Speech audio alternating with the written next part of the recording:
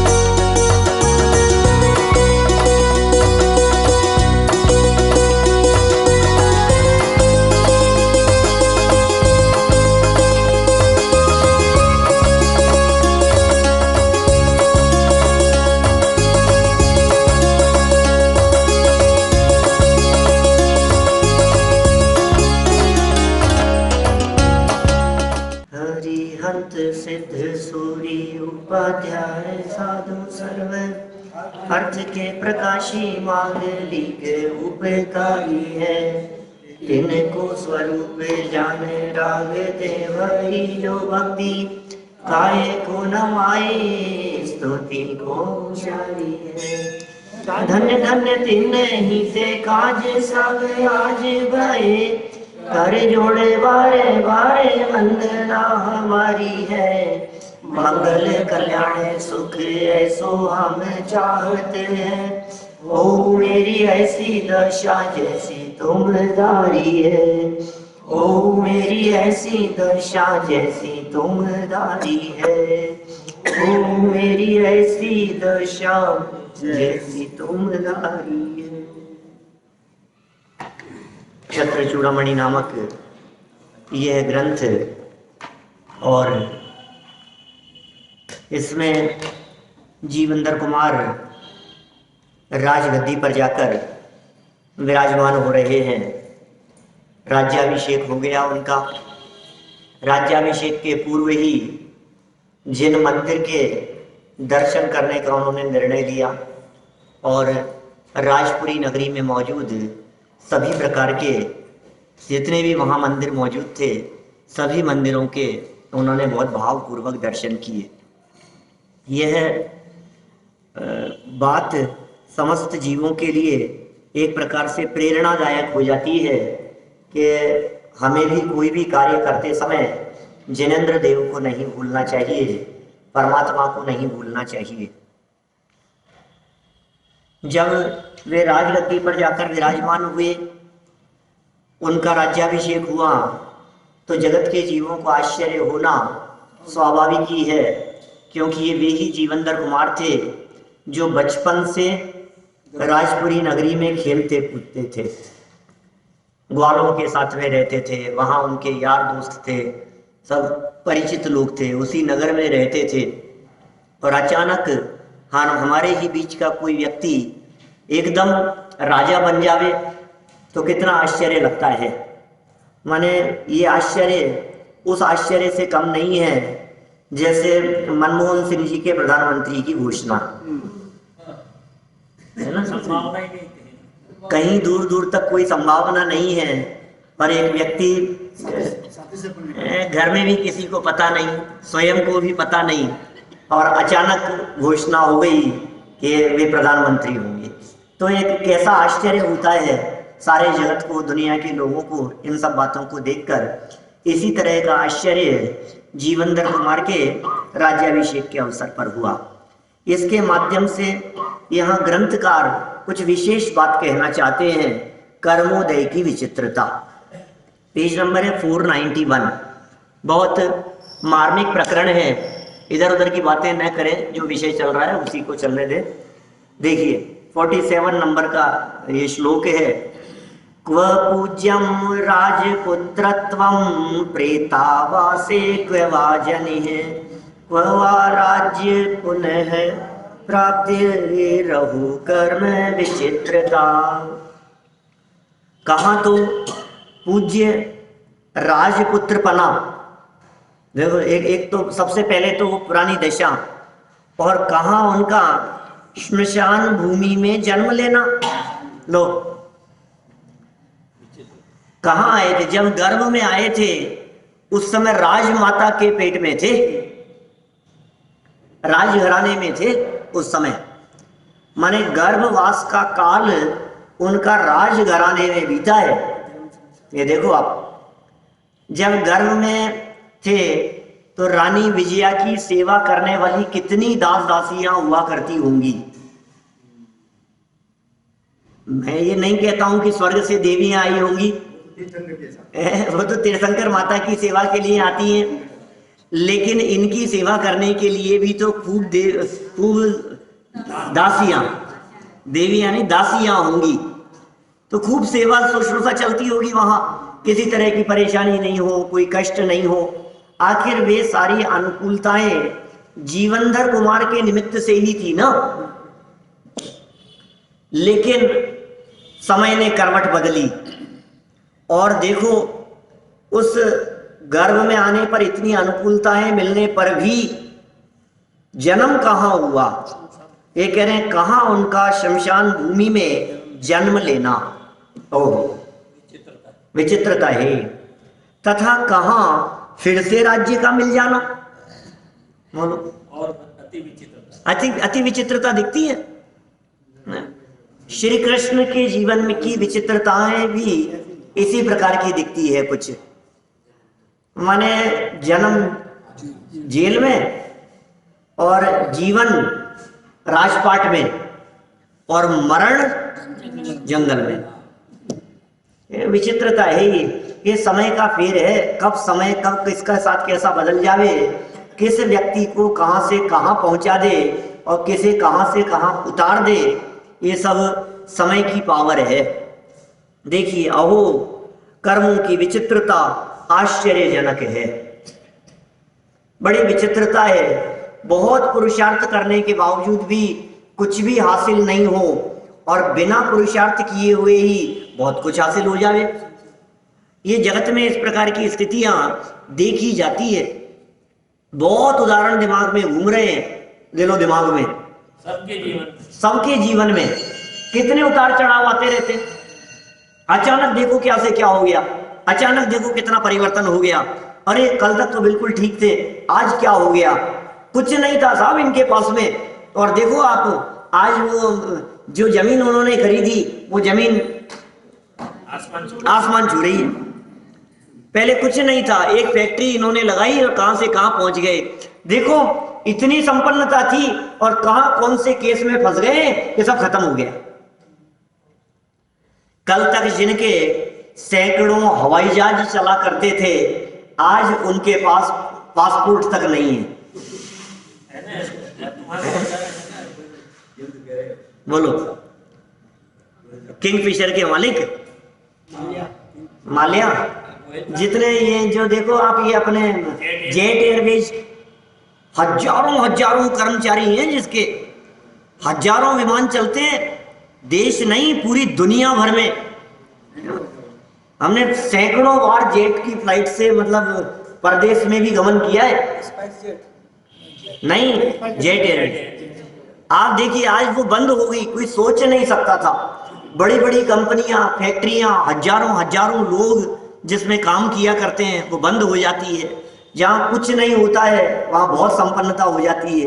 क्या ये कर्मों की विचित्रता नहीं है? ऐसी विचित्रता तो बहुत दिखती है ना हमारे को। एक साधारण सा व्यक्ति और उसे रत्न मिल जाता है, रत्नों से भरा हुआ कलश मिल जाता है, बहुत संपन्न होता है, उसके रोटियों के लाले पड़ जाते हैं। अभी कल यहाँ जो चर्चा चल रही थी, जाने के बाद न्यूज़पेपर के पेज बदले तो कैलिफोर्निया में कितने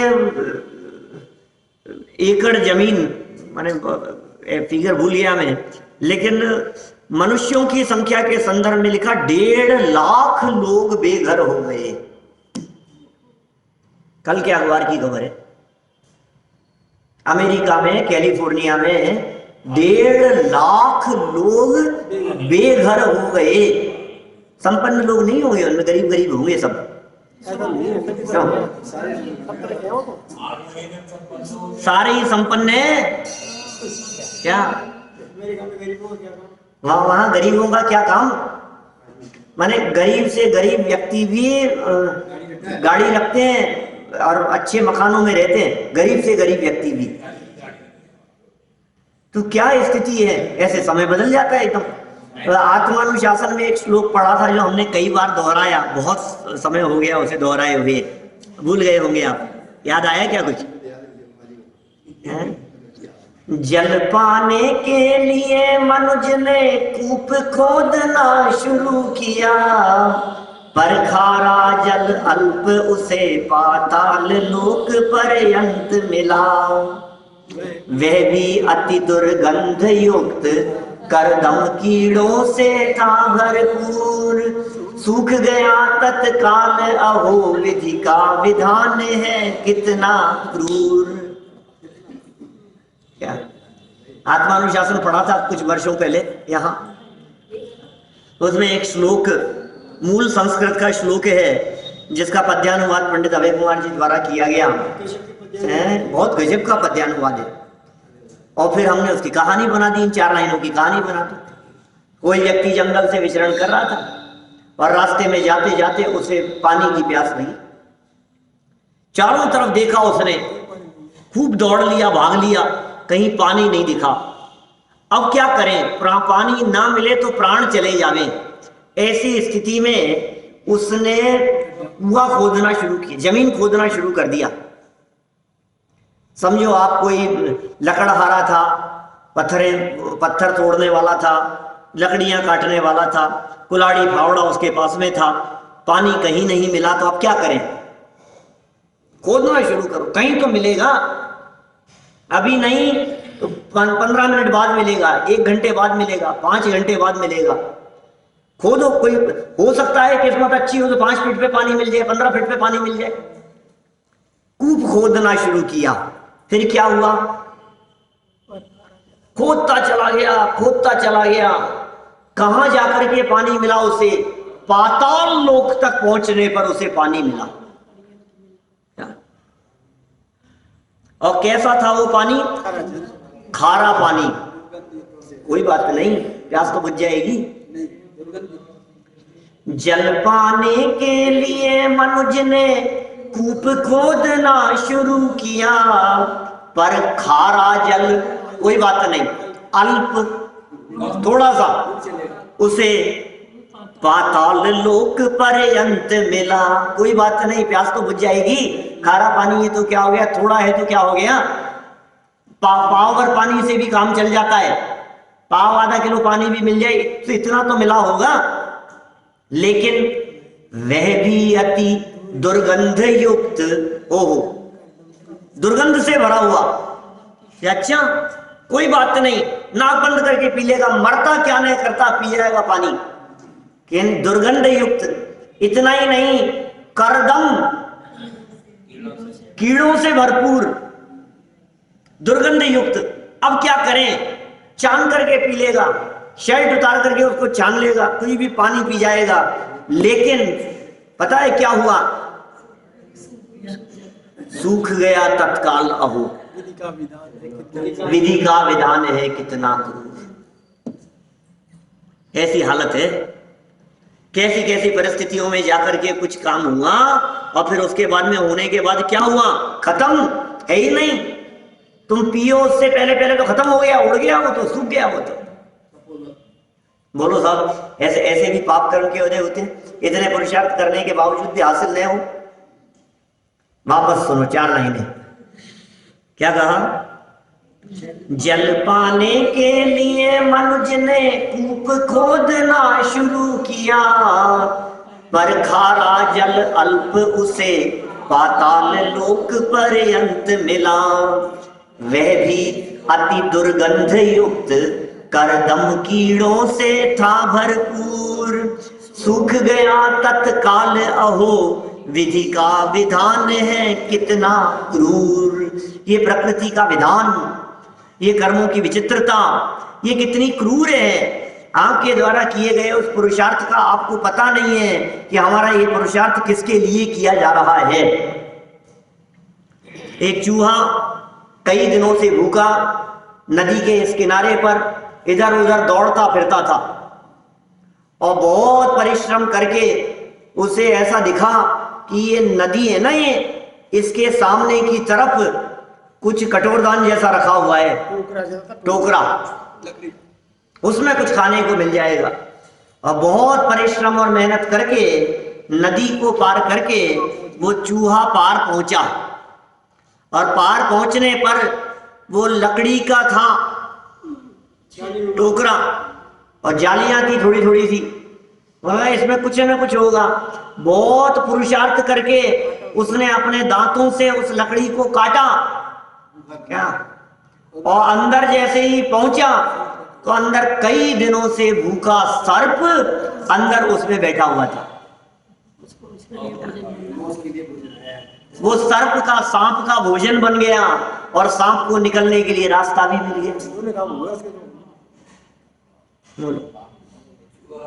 क्या करो आप? उसे नहीं पता कि वो जिस तरफ कदम बढ़ा रहा है वे कदम कौन सी दिशा में बढ़ रहे हैं। हमें नहीं पता कि हम कौन सी दिशा में जा रहे हैं, कौन से क्षण कब कैसी घटना घटित हो जाएगी, हमें नहीं पता। हाँ, जैसा वीरेंद्र कुमार जी का प्रसंग बना ना, रात को अपन प्रवचन के बाद करेंगे चर्चा, आगरा वाले अभी करेंगे बाद में बात, अपन एक बार चर्चा कर लेते हैं पूरी, फिर वो शोक सभा के रूप में उसकी चर्चा करेंगे। माने बड़ी विचित्रता है, कर्मोदय की विचित्रता बड़ी अद्भुत है, किसी की नहीं चलती। बड़े बड़े राजा महाराजा, बड़े बड़े शूरवीर क्षत्रिय, किसी के आगे किसी की नहीं चलती, कर्मों की चलती है, कर्मों की चलती है। कौन चलाए बतलाओ मेरे को? क्यों बड़े बड़े लोगों को तो अटैक नहीं आता होगा। बोलो, सांप ने क्या क्या मेहनत की, भोजन प्राप्त करने के लिए क्या पुरुषार्थ किया, और निकलने के लिए कई दिन से भूखा था। अंदर सांप का जो पिटारा होता है लकड़ी का बना हुआ, देखा होगा आपने सबने, उस कितने दिन से सोचता होगा कि भूखा बैठा हूं, भोजन नहीं है, कैसे निकलूंगा, निकलना ही बहुत मुश्किल है। और देखो आप कहां से चल करके आया हूं, भोजन उसका भोजन नदी पार से, और कितना मेहनत की, और भूखा भी था, और उसको काटा भी और अंदर भी गया। लेकिन भाई क्या करें, ये जगत की तो ऐसी ही स्थिति है।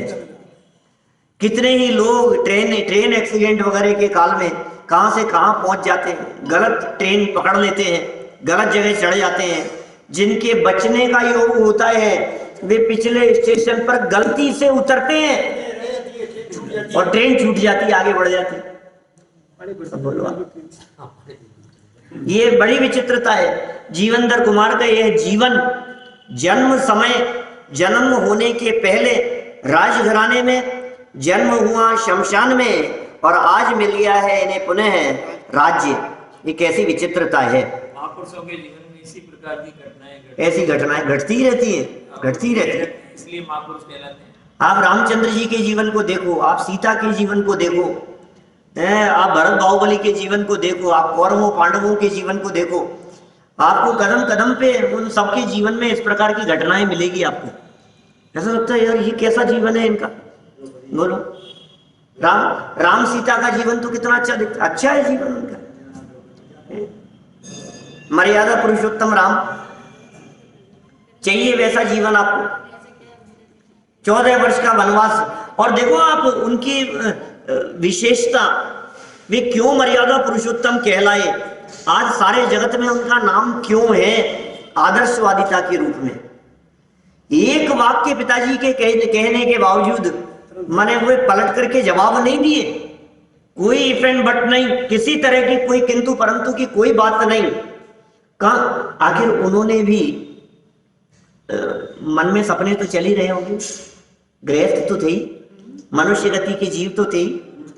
जब उनके राज्याभिषेक की घोषणा हुई तो आखिर सारे उस भूमिका के योग्य सारे क्रियाकलाप तो चल ही रहे होंगे ना, तैयारियां, युवा थे, नाना धोना, तैयार होना, सजना धजना, क्या ड्रेस पहनेंगे, क्या होगा, आखिर सब कुछ चल ही रहा होगा उनके साथ में। बोलो नहीं हो रहा होगा इस तरह का? रात भर चलता रहा और सुबह उठते ही पहले क्या खबर मिली? मंगल भवन अमंगलकारी हारी। अब जो भी है, अब 14 वर्ष का वनवास, ठीक है पिताजी, जो आपकी आज्ञा। कुछ हो गया, ये कौन सी मिट्टी के बने हैं ये व्यक्ति? जो आपकी आज्ञा।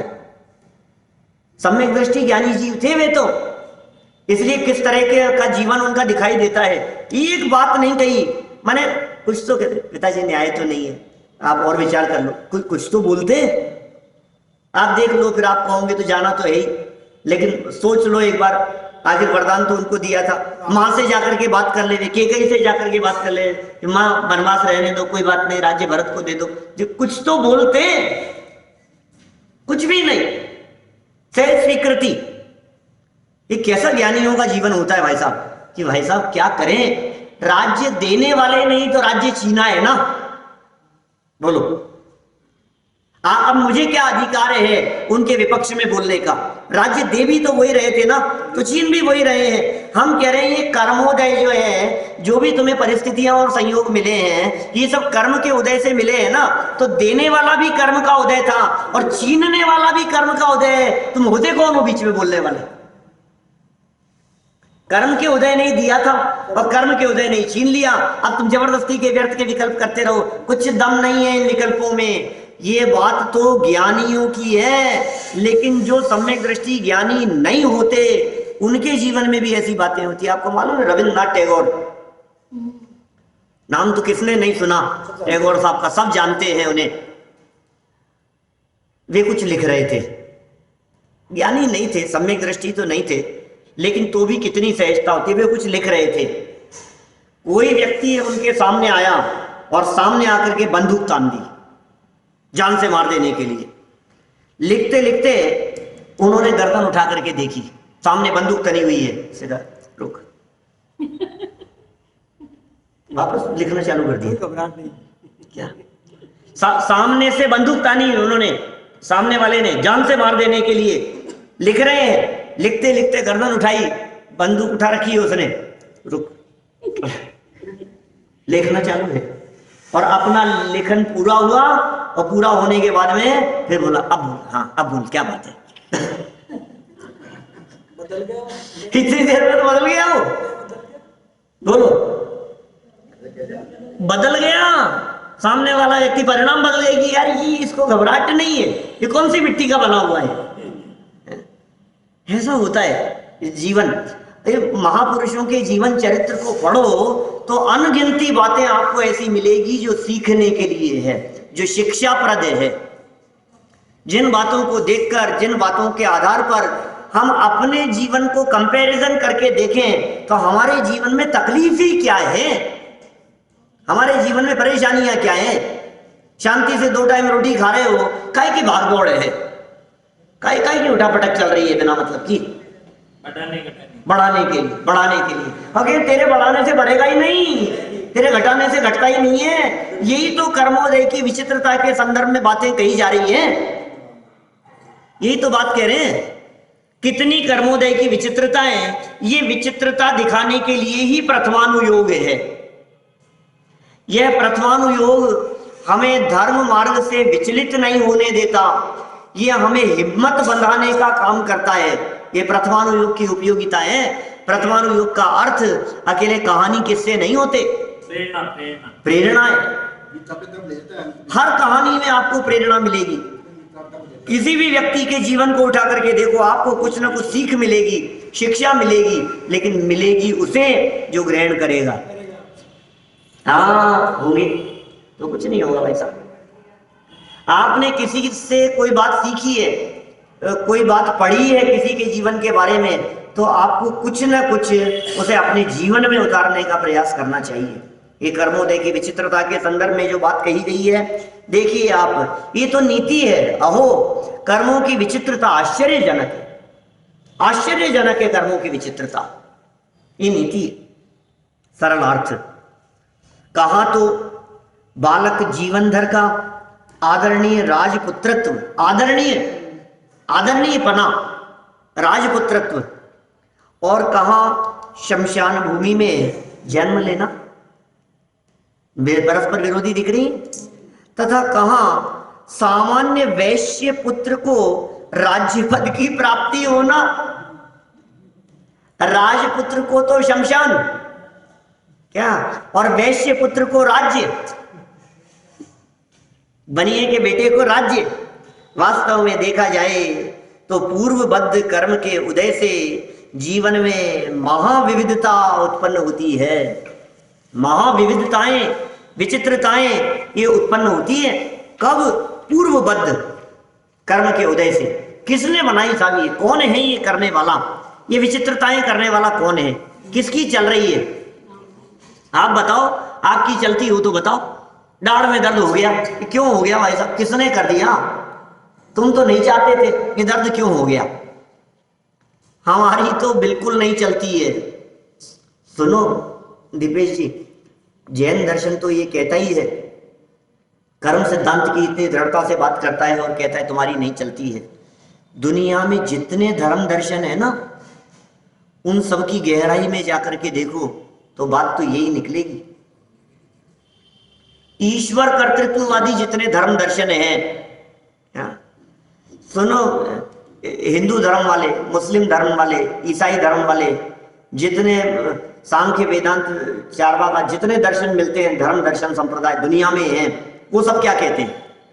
भगवान करता है, भगवान करेगा, हरी इच्छा सो होए। भगवान की मर्जी के बिना तो पत्ता भी नहीं हिलता। क्या अल्लाह की मर्जी? अब जो जो उनको मंजूर है, मंजूर खुदा, सब लोग ये बात कहते हैं।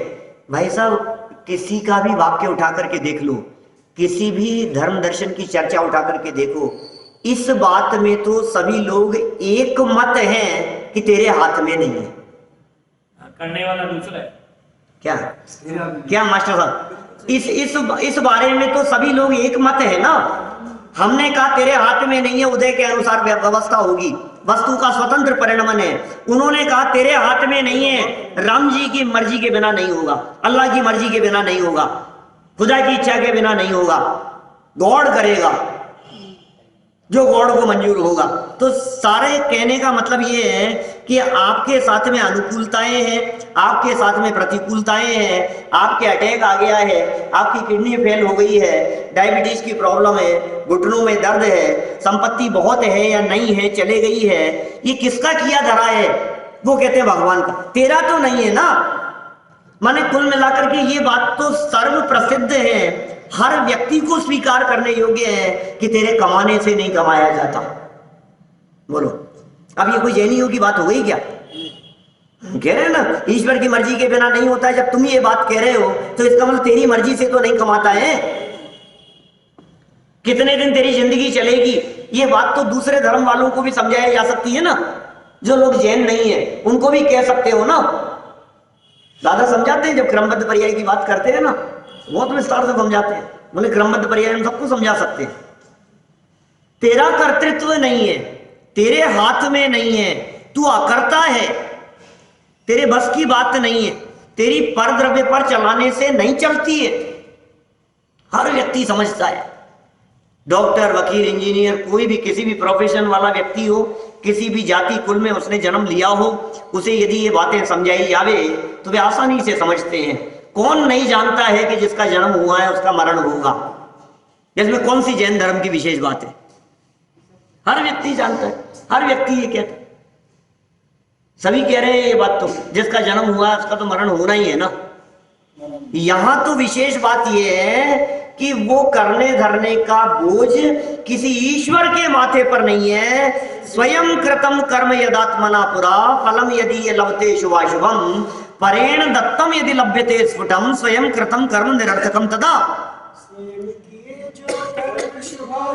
फल निश्चय ही वे देते करे आप फल दे अन्य तो स्वयं किए निष्फल होते। बोलो, स्वयं किए जो कर्म शुभाशुभ खुद फल देंगे। तेरा कर्म है, तेरे को फल मिलेगा। जैसा कर्म किया है तूने उसका फल मिलेगा। किसी को ऐतराज होना भी नहीं चाहिए। बोलो, सिद्धांत की बात है, इसमें क्या है? हिसाब क्या बात है? ये जो मेरा टिफिन है, मेरे टिफिन में ये अचार के साथ में सूखी रोटी क्यों निकली है और इसके टिफिन में ये गुलाब जामुन क्यों निकल रहे हैं? स्कूल में जाकर लंच टाइम पर हमने लंच बॉक्स खोला। बोलो, तो लंच बॉक्स खोलने पर दीपेश जी हमारे बॉक्स में कुछ और निकला और सामने वाले के बॉक्स में कुछ और निकला। क्यों साहब? ये भेदभाव क्यों है? हमारे भी गुलाब जामुन रसगुल्ले निकल जाते। ये सुन, पैकिंग में जो हुआ था ना वही तो खुलेगा। क्या? जिसकी पैकिंग में जो चीज थी वही चीज तो खुलेगी। तो आज यदि तेरी लॉटरी में क्या करोड़ों की संपत्ति खुली है तो पैकिंग में था, और यदि तेरी लॉटरी में कुछ नहीं निकला और उल्टा चला और गया तो पैकिंग में यही था भैया। जो पैक किया होगा वही तो खुलेगा। बोलो, कैसे परिवर्तन हो? सारे दोष दूसरों को देते हैं, दूसरों के ऊपर उंगली उठाते रहते हैं। इसकी वजह से ऐसा हो गया, इसकी वजह से ऐसा हो गया। कौन किसका क्या करे भाई? ये स्वाधीन व्यवस्था है। इस स्वाधीन व्यवस्था की चर्चाएं इन पंक्तियों के माध्यम से यहाँ की गई। और कितनी सुंदर बात देखो, कर्मों की विचित्रता आश्चर्यजनक है। सब कर्मों की लीला है, सब कर्मों का खेल है। ये वाक्य ऐसे हैं जो नीति में कहे गए हैं। इन वाक्यों को आप किसी के भी सामने प्रयोग करो। कर्म विचित्रता, कहो कर्म विचित्रता, संस्कृत की पंक्ति किसी भी व्यक्ति के सामने आप ये बात बोलो, उसे कहेगा बात तो सच्ची है, कर्मों की विचित्रता है। सबके अपने अपने कर्मों का फल है, ये कर्मों का खेल है। इस प्रकार रिक्शे वाले से बात करो, वो भी कहेगा अपने अपने कर्मों का फल सबको मिलता है। क्या करें साहब? अपने अपने कर्मों का फल भोग रहे हैं साहब, क्या करें? और कर्मों का फल तो भोगना ही पड़ेगा, और तुम नहीं भोगोगे तो कौन भोगेगा? मेरे किए हुए कर्मों का फल कोई दूसरा भोग ले, ऐसा नहीं होता। पिताजी ने किया बहुत कुछ उल्टा सीधा काम और बच्चों को भुगतना पड़े, साहब भुगतना तो पड़ता ही है साहब। ऐसा नहीं है, ऐसा नहीं है। आपको ऐसा लगता है कि साहब वो तो करके चल दिए और अब हमें भुगतना पड़ रहा है। ऐसा नहीं होता है, ऐसा नहीं होता है। घर में किसी एक मेंबर की तबीयत खराब हुई तो आगे पूरा ही घर अव्यवस्थित हो जाता है ना। एक व्यक्ति हॉस्पिटलाइज हुआ तो पूरे घर में ही हालत बिगड़ जाती है ना। जॉब पर जाने वाले की जॉब, घर में भोजन बनाने वाले हों, उसे काम करने वाले हों, सब अस्त व्यस्त हो जाते हैं ना। तो अब हुआ तो उनके साथ में और भुगतना पड़ रहा है हमारे को कि नहीं। यही तो समझा रहे हैं। जो अस्पताल में भर्ती है वो अपना भुगत रहा है, और तुझे जितनी आकुलता और परेशानी है ये तेरा निजी कर्म का उदय है, उसकी वजह से नहीं है। उसका अपना है, हमारा अपना है, सबका अपना अपना है। साथ में मिलकर के भोगेंगे तो भी अपना अपना है। मैंने 2-5 दिन पहले की थी ना चर्चा ऐसी, तीर्थ क्षेत्र वगैरह के बारे में, भोजन के बारे में। हर क्रिया में व्यक्तिगत लागू होती है बात, इंडिविजुअल चलता है सब कुछ। ये बता रहे हैं यहाँ। देखो विशेषार्थ पढ़ते हैं अपन, बातें कितनी सुंदर है। पेज नंबर है 492 और कितना सुंदर चित्र यहाँ दिखाया गया है। आश्चर्यचकित होते हुए सामने प्रजाजन दिखाई दे रहे हैं और सामने राजगद्दी पर बैठे हुए हैं, राज सिंहासन के ऊपर जीवनधर कुमार। और बैठे बैठे ऐसा लग रहा है जैसे कुछ आदेश देते हुए दिखाई दे रहे हैं। दोनों तरफ उनके सिपाही खड़े हुए हैं, नौकर चाकर लगे हुए हैं। कैसा बिल्कुल कितने ऊपर चढ़ करके गद्दी पर जाकर के वहां राजगद्दी पर जाकर के बैठे, साधारण व्यक्ति नहीं है भाई, बहुत बड़े आदमी हुए हैं।